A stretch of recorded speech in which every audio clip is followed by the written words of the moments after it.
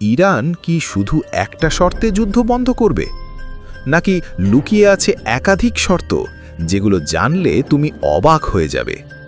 ধরো, বিশ্বের বড় বড় দেশ বসে আছে আলোচনায়, আর ইরান বলল, আমরা যুদ্ধ বন্ধ করব, কিন্তু আমাদের 4টে শর্ত আছে। কি সেই শর্তগুলো, আর কেন এই শর্তগুলো এত ভয়ঙ্করভাবে গুরুত্বপূর্ণ? শেষ পর্যন্ত না দেখলে তুমি পুরো ছবিটাই বুঝতে পারবে না।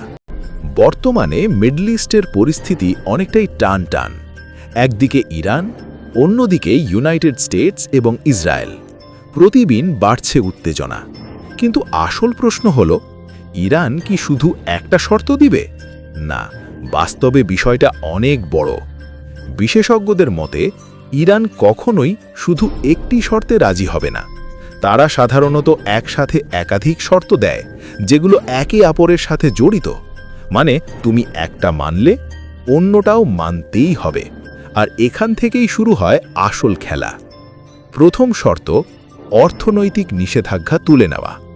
বিশেষ করে ইউনাইটেড স্টেটস যে কঠোর স্যাংশন দিয়েছে, এই নিষেধাজ্ঞার কারণে ইরানের অর্থনীতি অনেকটাই ক্ষতিগ্রস্ত। তাই ইরান বলতেই পারে, প্রথমে স্যাংশন ওঠাও, তারপর আমরা কথা বলবো। কিন্তু প্রশ্ন হলো, এটা মানা কি এত সহজ? দ্বিতীয় শর্ত, পারমাণবিক চুক্তি। 2015 সালের joint comprehensive plan of action ছিল একটা বড় উদাহরণ।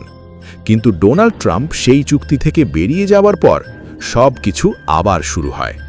এখন ইরান চাইতে পারে একটা নতুন চুক্তি, যেখানে তারা পুরোপুরি ক্ষতিগ্রস্ত হবে না।